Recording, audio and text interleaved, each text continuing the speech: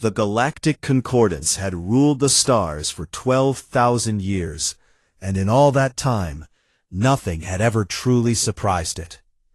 4,000 species lived under its banner, each one bound by the same unspoken truth that every civilization eventually learned. The Virketh sat at the top, and everyone else existed because the Virketh allowed them to exist. They were monsters in the truest sense of the word, towering creatures that stood 3 meters tall, wrapped in exoskeletons of living biometal that could stop plasma rounds at close range, with 8 powerful limbs that could tear through steel as easily as paper, and minds that could reach into the thoughts of other beings and crush their will like a hand closing around a candle flame. No species had ever defeated them in open war, and no species had ever been foolish enough to try twice. So when the Intelligence Bureau of the Concordance detected faster-than-light signals coming from a small, isolated star system, they knew something was different. Unremarkable world in the Orion Spur. It should have been routine, just another primitive species stumbling into the stars, ready to be catalogued and filed away, and eventually brought to heel. But something about this one made the Bureau nervous.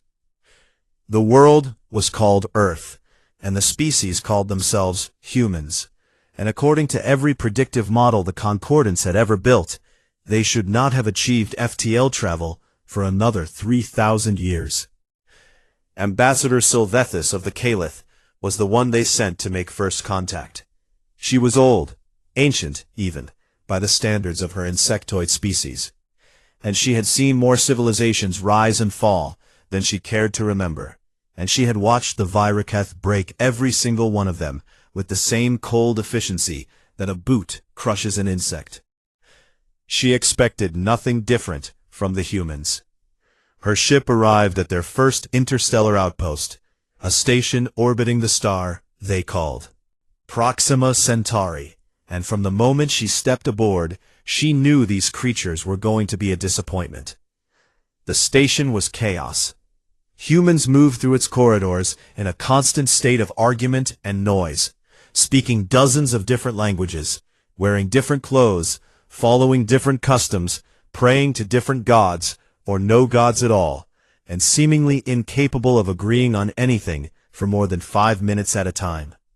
They had not one government, but many, not one military, but several, and they spent almost as much time fighting each other as they did exploring the stars around them. Sylvethis sat through 3 days of meetings with human representatives who could not even agree on who should be speaking first, and by the end of it, she felt something she had not felt in centuries: pity. These creatures were loud and emotional and fractured down to their very core, and the galaxy was going to eat them alive. She returned to her ship and filed her report with the Concordance Intelligence Bureau, and her words were clear and confident. "Humans are no threat," she wrote. "They are a fragmented species with no unified command structure, no telepathic capability, no natural armor or weaponry, and a dangerous tendency toward internal conflict that will likely result in their self-destruction within the next few centuries. I recommend minimal monitoring and no further diplomatic engagement." The report traveled through the layers of Concordance bureaucracy and eventually landed on the desks of the Virketh High Dominion, the ruling council of the galaxy's most feared species.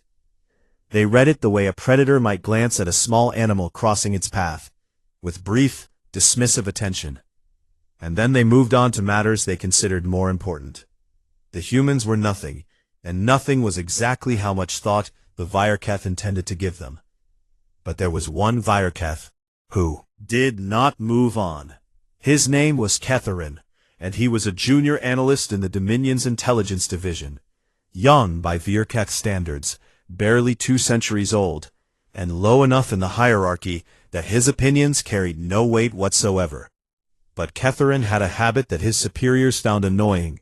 He read everything, and he read it carefully, and he asked questions that nobody else thought to ask. When Sylvethis's report came across his terminal, he read it 3 times, and then he pulled up every piece of data the concordance had ever collected on the species called Homo sapiens. What he found made him sit very still for a very long time. The humans had not always been a spacefaring species. That much was obvious. But the speed of their development was something Catherine had never seen before in any species profile in the Concordance's vast archives. Less than 10,000 years ago, they had been primitive agricultural creatures, barely capable of building structures that can survive a strong wind. Less than 500 years ago, they had still been traveling their own oceans in wooden ships powered by nothing but wind and muscle. Less than 200 years ago, they had discovered how to split the atom, and they had immediately used that knowledge to build weapons capable of destroying their entire civilization. And then, and this was the part that made Ketharon's exoskeleton tighten involuntarily, instead of destroying themselves, they had kept going. They had gone from riding animals to walking on their own moon in less than a single human lifetime. They had gone from primitive radio signals to faster-than-light travel in barely 3 centuries. Every other species in the Concordance's records had taken tens of thousands of years to make the same journey, and most of them had done it gradually, carefully, with the slow patience that evolution favored. The humans had done it in what amounted to an evolutionary eye blink, and they had done it while fighting each other the entire time. Catharon flagged the data and sent it up the chain with a note that read, "Request further analysis. Rate of technological advancement exceeds all known models by a factor of 15. Recommend upgraded monitoring status." His supervisor read the note and laughed, and told him to stop wasting time on a species that could barely keep its own governments from collapsing. Catharon said nothing. He closed the file on his terminal, but he did not delete his notes, and he did not stop thinking about the small, fragile, impossibly fast creatures from the death world in the Orion Spur. Something about them sat wrong in his mind, like a sound just below the range of hearing, or a shadow moving at the edge of vision. And he could not shake the feeling that the Concordance had just made the first mistake it had made in 12,000 years. Far away, on their noisy little station orbiting Proxima Centauri, the humans kept arguing and building and dreaming and reaching for stars they had no business reaching for.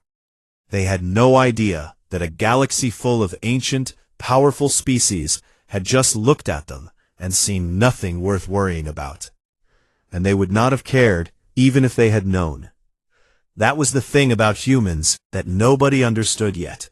The thing that Catharon could feel in his bones, but could not yet put into words. They did not wait for permission to be dangerous. 30 years after first contact, humanity had settled into the edges of the galactic concordance, the way a stray animal settles into the corner of a room, tolerated but not welcomed, watched but not respected. They occupied a handful of systems on the galactic fringe, traded with whoever would trade with them, and were mostly known among the elder species for being loud and emotional, and strangely obsessed with a concept they called fairness that most civilizations had abandoned as impractical thousands of years ago. Nobody feared them, and nobody thought about them much at all. The Dranathi did, though. The Dranathi were a gentle species, soft-bodied, large-eyed, with voices like wind through tall grass, and they had been living under the shadow of Virketh dominance for so long that fear had become part of their biology, woven into their very genes like a scar that would never heal. But when the humans came to their border systems and offered to trade, the Dranathi found something they had not expected: kindness without conditions. The humans asked nothing in return except fair exchange, and when Dranathi traders visited human stations, they were treated not as lesser beings, but as neighbors. And for the first time in millennia, some of the Dranathi began to remember what it felt like to not be afraid. That was the state of things when the Virketh subjugation fleet arrived. It was a routine operation, the kind the Viriketh carried out dozens of times a year across the galaxy. A show of force meant to remind a border species that compliance was not optional, and that the Dominion's reach had no limits.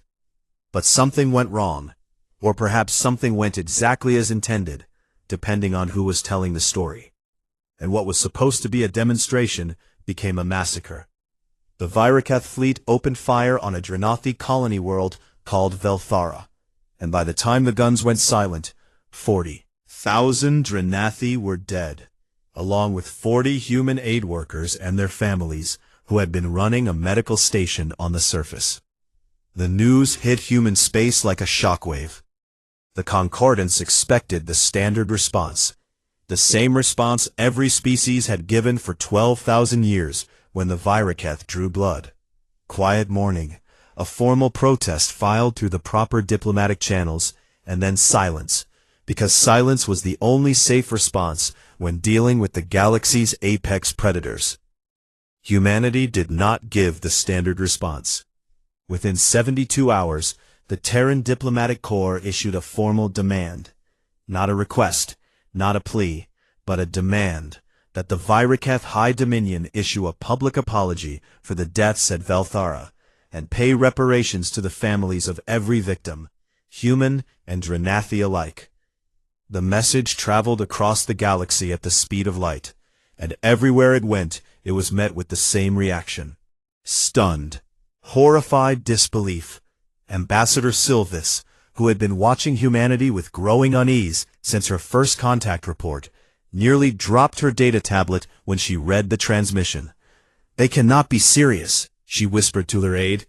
"The Viriketh have never apologized for anything in 12,000 years. Demanding one is not diplomacy, it is suicide." The Viriketh response came swiftly and predictably. They sent a domination envoy. Domination envoys were not diplomats, and they were not soldiers.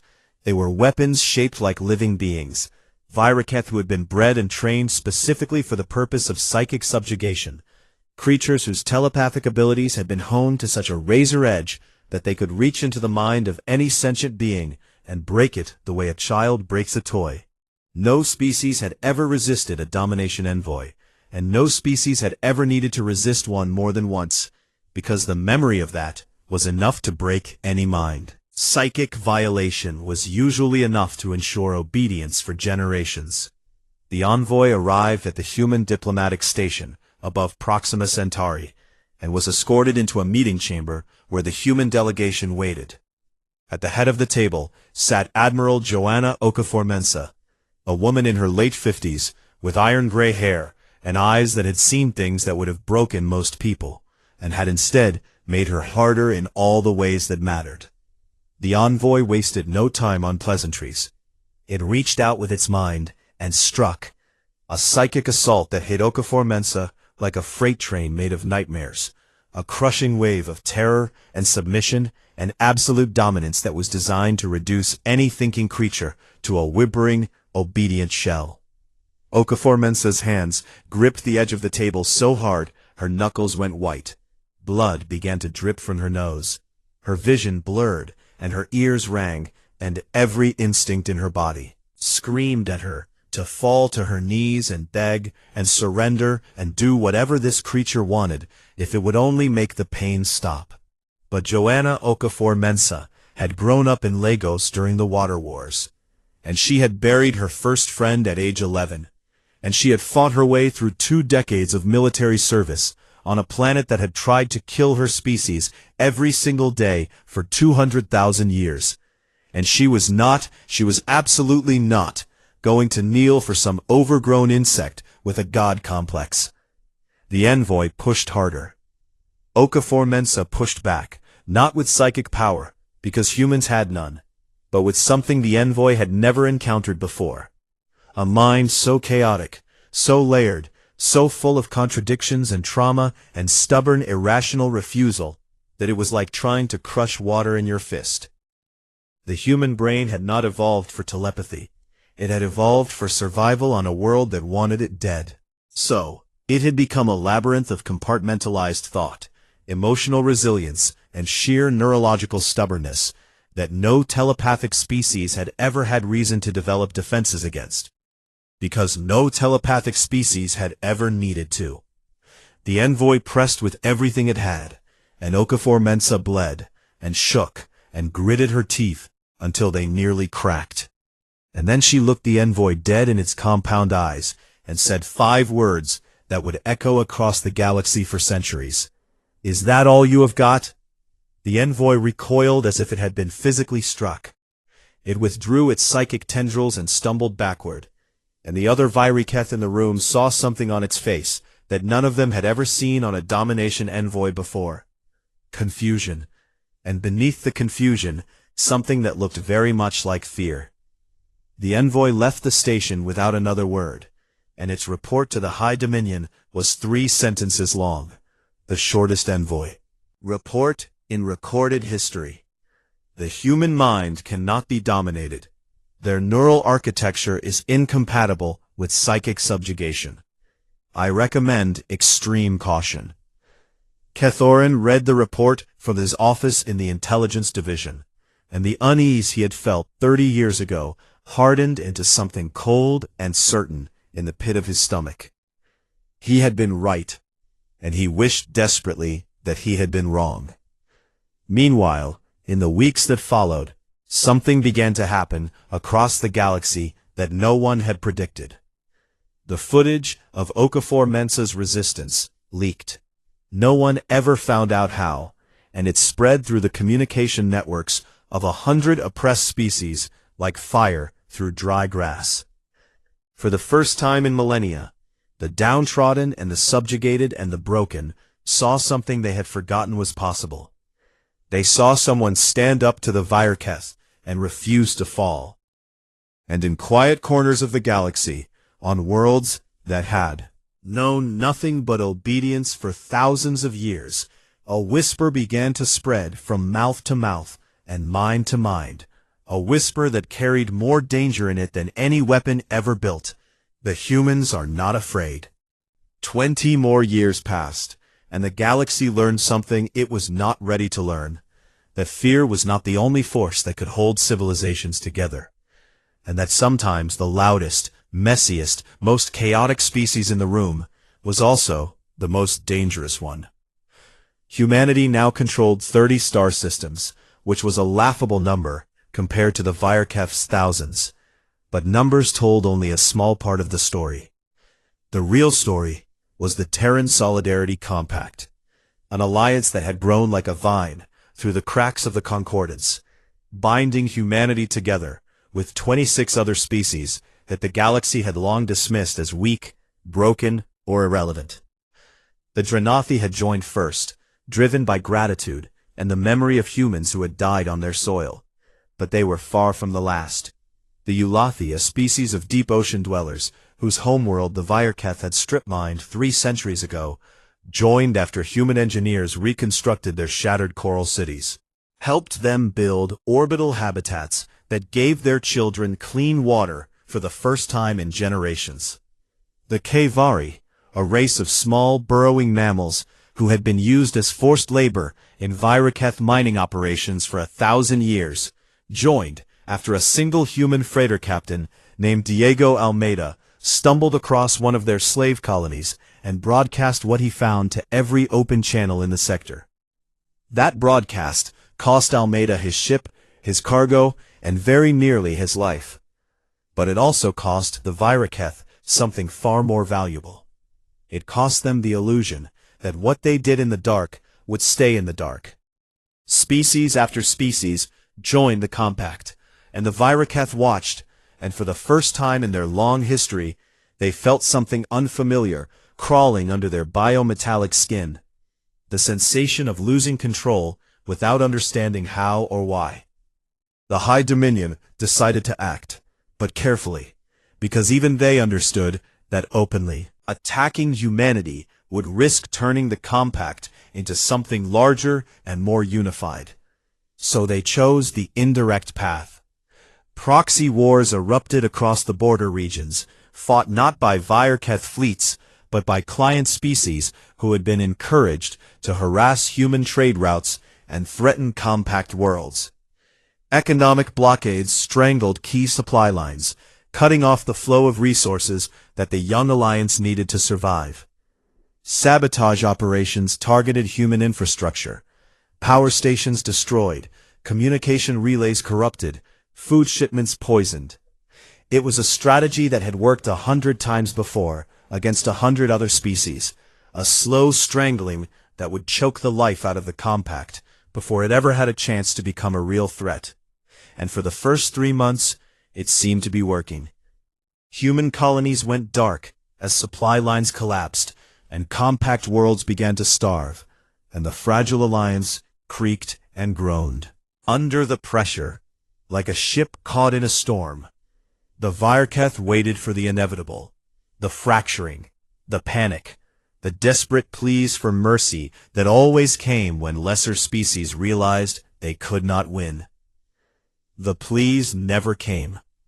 Instead, something happened that the Virketh had not accounted for, something that no species in the galaxy had ever done under this kind of pressure. The humans adapted. When their supply lines were cut, human engineers did not try to rebuild them. They invented something entirely new, a decentralized network of microfabrication units that could be deployed on any world with raw materials and a power source, turning local resources into everything a colony needed to survive without any external supply chain at all. When their fleets were outnumbered and outgunned by proxy forces, human commanders did not retreat. They developed asymmetric warfare tactics so creative and so ruthless that a single squadron of human corvettes could tear apart a fleet 10 times its size by exploiting every weakness, every blind spot, every assumption that the enemy had never thought to question.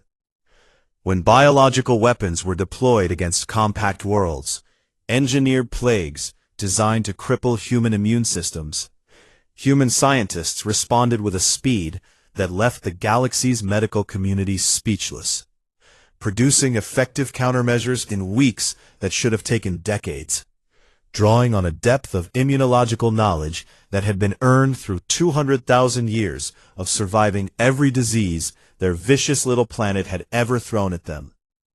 Every punch the Virketh threw, the humans rolled with and came back swinging, and the galaxy watched in growing astonishment as this tiny, fragmented, impossibly stubborn species refused to die. It was during this period that a Quailith academic named Thelmeron published a study that would change the way the galaxy understood humanity. Forever, Thelmeron was a historian and xenobiologist, and he had spent the last 15 years compiling every piece of data he could find on humanity's homeworld, and what he had found terrified him. Earth was not a garden world. Every other apex species in the Concordance, including the Virketh, had evolved on planets that were stable, resource-rich, and relatively safe, worlds where the environment cooperated with life, rather than waging constant war against it. Earth was the opposite. It was a planet of tectonic violence, where the ground itself split open and swallowed cities whole, where walls of water rose from the ocean and flattened everything in their path, where the climate swung between freezing and burning with barely a pause in between, where the air itself could become a weapon in the form of storms that carried enough energy to flatten mountains. The creatures that shared the planet with humans were no better, predators with claws and venom and teeth designed to kill, parasites that ate their hosts from the inside out, microscopic organisms that could wipe out millions in a matter of weeks.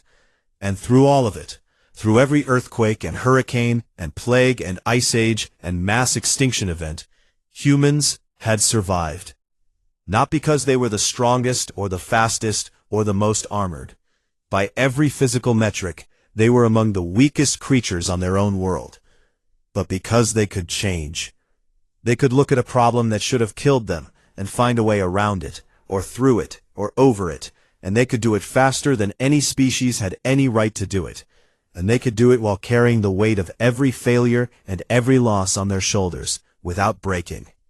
Thelmeron published his findings under a dry academic title that nobody remembered. but the conclusion at the end was written in language so plain and so stark that it spread across the galaxy within days. Humans do not conquer adversity, they become it. Every obstacle they face does not weaken them, but reshapes them into something harder and sharper and more dangerous than before.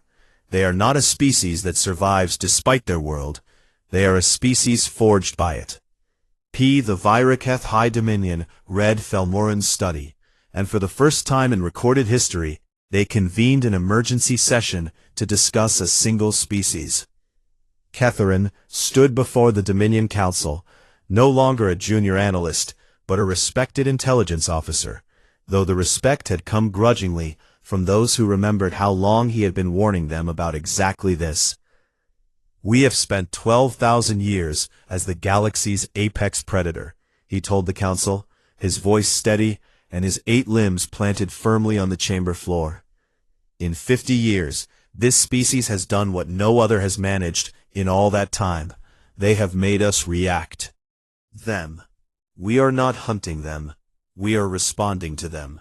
And every response we make, they learn from it and become harder to kill."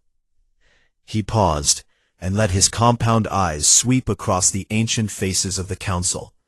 "They are not our prey," he said. "They are our rival."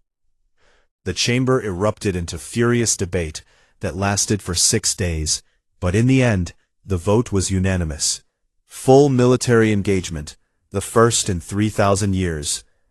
The order went out to every Viraketh shipyard, every military installation, every reserve fleet that had been gathering dust in orbit around forgotten worlds for centuries, and slowly, like a great beast stirring from a long sleep, the most powerful war machine the galaxy had ever known began to move. 10,000 warships, dreadnoughts, and carriers, and siege platforms, and destroyers, the largest armada assembled in 3 millennia, a force so vast that it darkened the stars as it passed. Human space, and it began to march. Across the galaxy, every species that had a way to watch the skies watched them, and held their breath, and waited to see what would happen when the unstoppable force of the Viraketh war machine met the species that simply refused to stop. The Viraketh Armada arrived at the Aurora threshold, the outermost edge of human-controlled space, expecting the kind of war they had always fought, the kind where a superior force crushed an inferior one through sheer overwhelming power, where fleets clashed in the void and worlds burned, and the weaker side eventually broke and begged for mercy, the way every species had begged for the last 12,000 years. They were not prepared for what they found. The humans had not assembled a grand fleet to meet them, had not drawn a line of warships across the stars in the traditional display of defiance that every other species had attempted and every other species had lost. Instead, the Viraketh found silence. The border systems were empty. No ships, no stations, no signals. Nothing but the cold dark of space and the distant light of uncaring stars. The Viraketh fleet commander, a veteran named Drelvoss, who had crushed 11 species in his career, ordered the advance, and 10,000 warships surged forward into human territory like a tidal wave rolling toward shore. The first mine detonated 6 minutes later. It was not a conventional mine. It was a cluster of micro-devices no larger than a human fist, scattered across millions of cubic kilometers of space, each one too small for Viraketh sensors to detect, and each one carrying enough concentrated antimatter to punch through the hull of a destroyer. 14 ships died in the first wave, and before the fleet could react, a second wave of mines activated behind them, and then a third from above. And suddenly the great armada was bleeding from 1,000 tiny cuts, and the enemy was nowhere to be seen. That was only the beginning. The humans had spent decades preparing for this war, not by building a fleet that could match the Viraketh ship for ship, because they knew they could never match that kind of firepower, but by turning every system between the Aurora, threshold, and Earth into a layered nightmare of traps and ambush corridors and killing fields. automated weapon platforms, hidden inside hollowed-out asteroids, opened fire from impossible angles, and then went silent before the Vyarketh could target them. Stealth drones the size of shuttlecraft slipped through the gaps in the Armada's formation, and attached themselves to the hulls of capital ships, waiting hours or even days before detonating. False signals lured Vyarketh scout squadrons into gravity wells, where human corvettes were waiting, fast and vicious, and gone before the enemy could bring their heavy weapons to bear.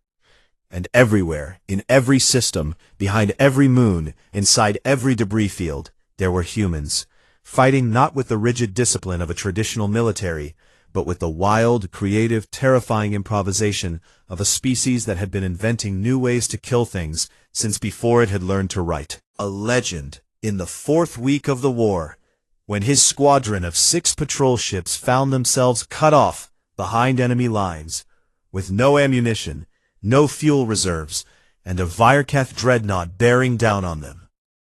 Any other commander would have surrendered. Volkov, instead, spent 11 hours rigging a captured asteroid with the antimatter cores from his own ship's engines, flew it on a collision course with the dreadnought, while his crew evacuated its escape pods, and detonated the entire thing at point-blank range. The dreadnought, a ship that had taken 3 years to build and carried a crew of 12,000, split in half and burned. Volkov survived in an escape pod with a broken arm and a concussion, and when he was picked up by a rescue shuttle 2 days later, the first thing he asked was whether anyone had recorded the explosion, because he wanted to watch it again. The Vyarketh were not accustomed to this kind of war. They were accustomed to enemies who fought in straight lines and broke when the pressure became too great. Enemies who valued their own survival above all else and would eventually calculate that surrender was the rational choice. Humans did not make that calculation. The more the Vyarketh pushed, the harder the humans fought. And the harder they fought, the more creative and more reckless and more terrifying they became. And it was the recklessness that disturbed the Vyarketh most of all. This willingness, this eagerness almost, to trade their own lives for the destruction of something larger and more powerful than themselves. Other species surrendered when the cost of war grew too high. But humans seemed to have no upper limit on what they were willing to pay. They named their offensives after their dead. They wrote poetry about fallen comrades, and then recited it before charging into battle. They carved the names of the killed into the hulls of their ships, so that every vessel carried the weight of everyone who had died before it. And they fought and bled and died and never once, not once, asked for terms. Behind the front lines, something even more dangerous was happening. The species of the Terran Solidarity Compact had been watching the war with the same breathless attention as the rest of the galaxy. And as the weeks turned into months and humanity refused to fall, something ancient and long buried began to stir in the hearts of the oppressed. Rebellion. The Kavaris struck first, a coordinated uprising across every mining colony where their people were held as slave labor, seizing control of facilities that fed raw materials to the Vyarketh war machine. The Yalathi followed, using their knowledge of deep space navigation to redirect supply convoys away from the Vyarketh fleet and into compact hands. A dozen other species found their own ways to resist, small acts of sabotage and defiance that individually meant nothing. Together formed a web of disruption that stretched across half the galaxy. The Vyarketh Armada, already bleeding from the human defense, now found its supply lines fraying and its rear echelons under threat from species it had long considered too broken to fight back.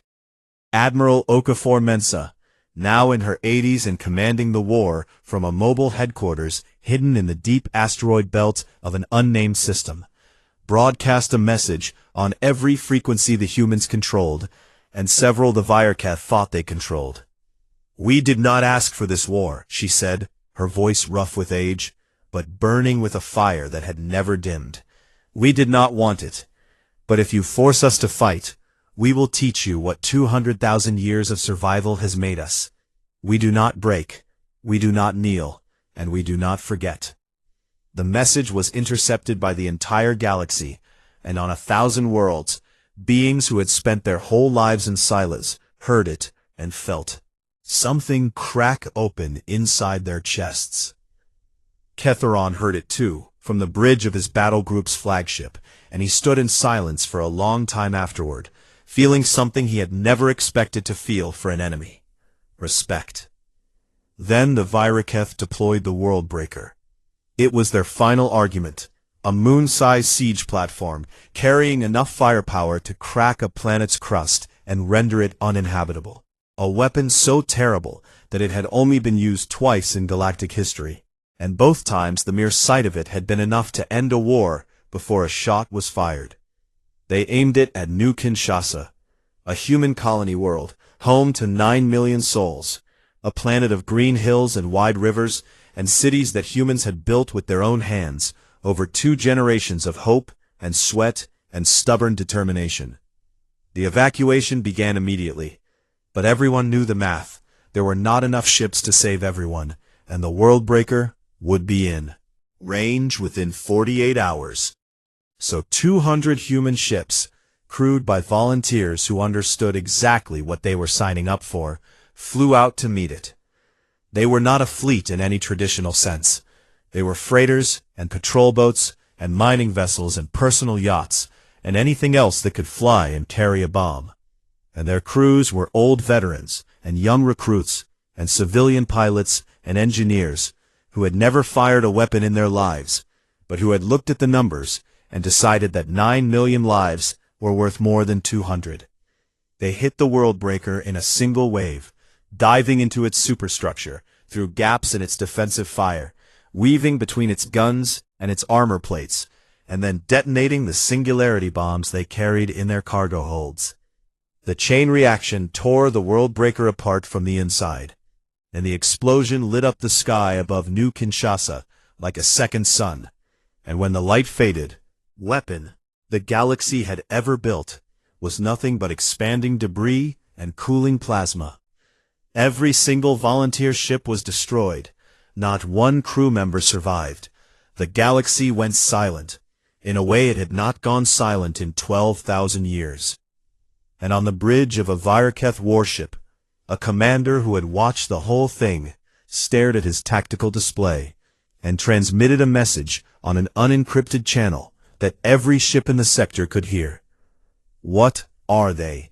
The war had raged for 2 years, and the galaxy that existed at the end of those 2 years was not the same galaxy that had existed at the beginning. The Viracheth Armada, that great and terrible force of 10,000 warships that had been meant to crush humanity in a matter of weeks, had been ground down to less than half its original strength, not by a single decisive battle, but by 1,000 small ones, each one bleeding the fleet a little more, each one proving the same impossible lesson over and over again, that humans did not stop fighting when they were losing, and they did not stop fighting when they were winning, and the only way to make them stop fighting was to give them a reason to. The concordance was fracturing, cracking along fault lines that had been hidden under 12,000 years of enforced obedience, and species that had been silent for millennia were finding their voices and discovering that their voices could shake the foundations of everything the Viracheth had built. Ketheron stood at the center of all of it, and he could see what was coming with a clarity that frightened him. He had spent 2 years fighting humans, and in that time he had learned more about them than any Viracheth alive. He had studied their tactics and their history and their strange, contradictory nature, and he had come to understand something that his superiors still refused to accept. The Viracheth could not win this war. Not because humanity was stronger, ship for ship and soldier for soldier, the Viracheth still held every advantage, but because the war was no longer just between the Viracheth and the humans. It was between the Viracheth and everyone. Humanity had done something that no species in galactic history had ever managed, something more dangerous than any weapon or any fleet. They had shown the galaxy that the Virketh could be resisted, and that single act of defiance had cracked the dam that had held back 12,000 years of resentment and rage and desperate suffocated hope. Every day the war continued. More species joined the rebellion. More supply lines collapsed. More cracks spread through the foundation of Virketh dominance. And Ketheron knew with cold certainty that if the war did not end soon, it would not end with a treaty. It would end with the complete destruction of everything the Dominion had built. So he did something that no Virketh had ever done. He reached out to the enemy. The back-channel communication was encrypted so heavily that it would have taken the Concordance's best codebreakers a century to crack it. And it carried a message from Ketheron to Admiral Joanna Okafor-Mensah. A message that was not a demand and not a threat, but something the Virketh language did not even have a proper word for. It was an offer between equals. Okafor-Mensah read the message in her quarters aboard the mobile command station. Had been her home for 2 years, and she read it again, and then she sat in silence for a long time, thinking about the 200 crews who had flown into the World Breaker and never come back, and the millions who had died on both sides of a war that neither species had truly wanted. Then she wrote back a single sentence: "Tell me what you need." What followed was 6 weeks of secret negotiations, conducted through coded transmissions and clandestine meetings on neutral stations. And during those 6 weeks, Ketheron and Okafor-Mensah built something that the galaxy had never seen, a framework for peace between the Virketh and humanity that was not based on submission or dominance, but on the radical, unprecedented idea that two species could simply agree to treat each other as equals. The Virketh High Dominion was not united in its response. The hardliners, ancient warriors who had known nothing but supremacy for their entire lives, demanded that the war continue regardless of the cost, insisted that accepting a human as an equal would be the death of everything the Virketh stood for, and called Ketheron a traitor to his species and everything it had built. The pragmatists, younger officers and strategists who could read the data and see the writing on the wall, rallied behind Ketheron and argued that the only alternative to peace was a war that would consume the Virketh along with everything else. The conflict between the two factions was brief but violent. 3 days of internal fighting that burned through the halls of the Dominion itself, and when it was over, Ketheron stood in the council chamber, surrounded by the wreckage of 12,000 years of unchallenged supremacy. And he sent the signal to Okafor-Mensah that the Dominion was ready. The Treaty of Aurora was signed on the same station where the war had begun, in a chamber that still bore the scorch marks from the first engagement. Or simpler than anyone had expected, mutual non-aggression between the Virketh Dominion and the Terran Solidarity Compact. The immediate dissolution of the forced compliance system that had kept the galaxy in chains for 12 millennia. And the establishment of a new galactic council, not a concordance ruled by fear and enforced by the strongest, but an assembly where every species, no matter how small or how weak or how recently arrived, would have a voice and a vote and the right to be heard. It was by any measure the most radical political transformation in galactic history, and it happened not because humanity had conquered the Virketh, but because humanity had done something far more subversive. They had proven that conquest was not the only way to be powerful. The new galaxy was messy. It was loud and chaotic and deeply frustratingly inefficient, filled with species that disagreed about everything and argued constantly, and formed alliances that dissolved and reformed on a weekly basis. And the humans were at the center of all of it, not as rulers, because they had refused that role the moment it was offered, but as the stubborn, noisy, impossibly optimistic heart of a system that only worked because everyone involved was too invested in making it work to let it fail.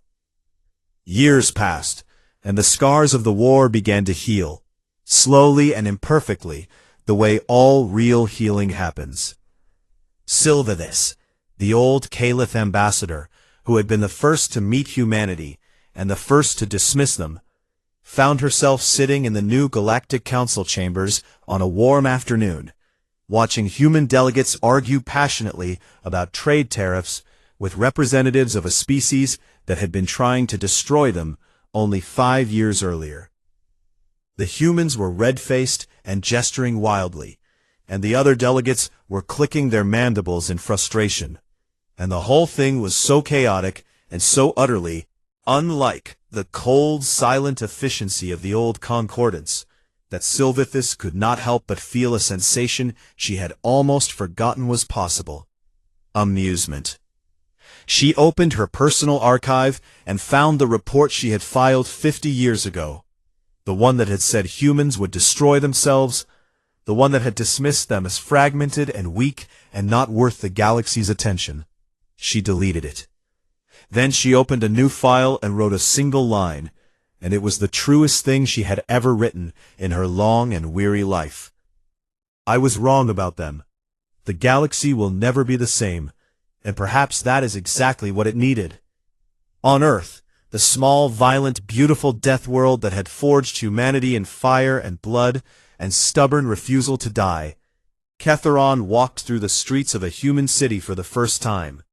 He had to hunch to fit through doorways, and his 8 limbs drew stares from every direction, and the noise and the color and the sheer, overwhelming aliveness of the place hit him like a physical force. Humans were everywhere, laughing and shouting and eating and singing and arguing and kissing and crying and living with an intensity that was almost painful to witness, as if every single one of them understood on some deep and primal level that life was short and fragile and precious, and that the only proper response to that knowledge was to live as hard and as loudly as possible. A small human child, no more than 5 or 6 years old, with dark curly hair and wide brown eyes, tugged on one of his lower limbs and held something up to him. It was a piece of fruit, red and round and ordinary, the kind of thing that grew on trees on this strange little world, offered freely and without fear by a creature that had every reason to be afraid of him and simply was not. Ketharon stared at the fruit. He stared at the child. He thought about 12,000 years of dominance, about empires built on terror, about the cold certainty he had once felt that strength was the only thing that mattered in the universe. Then he knelt on the alien ground of this alien world, and he took the fruit from the child's small hand, and he understood at last what his species had never understood, what no species that ruled through fear could ever understand. Humans had never been the rival for the galaxy's most feared species. They had been something far more dangerous than that. They had been the cure, the loud, stubborn, infuriating, beautiful cure for a galaxy that had spent 12,000 years forgetting what it meant to be brave. And now that the galaxy had remembered, it was never going to forget again.